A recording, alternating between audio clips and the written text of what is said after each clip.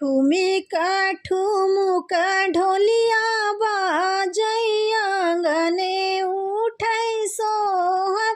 आंगने उठै सोहर हो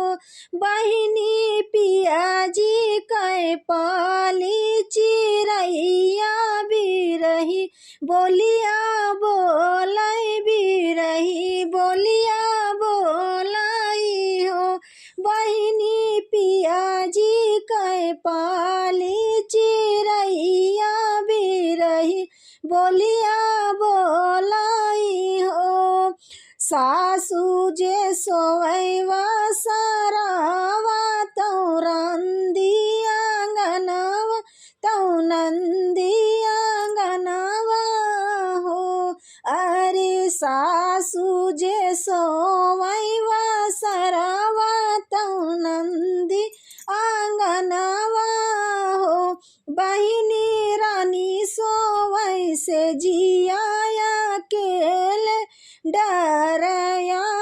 लागई हो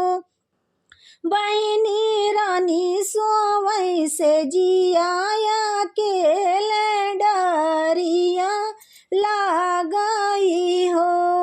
अरे अरे प्रेमा चिरैया से जरिया जिन बोलियो से जरिया जिन बोलियो हो चिरई मोरे पिया गए परदेसवा अकेले डरी लागई हो चिरई मोरे पिया गए परदेसवा अकेले डरिया लागई हो चिरई नैहरे से बिरना बोलऊ बाई बहेली लैके आई हो चिरई नैहरे से बिरना बोलाइब बहेलिया लैके आई हो चिरई तोहा का पिंजरावा बैठाइब जंगले छोड़ी आई बाहो चिरई तोहा का पिंजरावा बैठाइब जंगले छोड़ी आई बहो जबरानी पिंजरा बैठई है जंगल छोड़ी आई जंगल छोड़ी आई हो रानी जब आई है पियावा तोहारा ऊ नहीं बेला माई हो रानी जब आई है पियावा तोहारा ऊ नहीं बेला मायू हो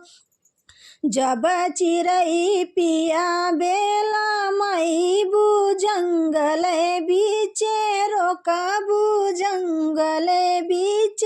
रोकबू हो चिरई लैली है ढल तलवरिया तो है मारी डारियू हो चिरई लैली हो ढल तलवरिया तो है मारा डरियाई हो ठुमक ठुमक ढोलिया बाजई आंगने उठै सोहर हो बहिनी रनिया के जनमे लालनवा सजन घर आवाई हो बहिनी रनिया के जनमे लालनवा सजन घर आवाई हो आंगने में रोवै लालन तौ चिरई मुंडर बैठ चिरैया मंडेरी बैठाई हो बहिनी मीठी मीठी बोली चिरैया बोलई लालन हमर खेलाई हो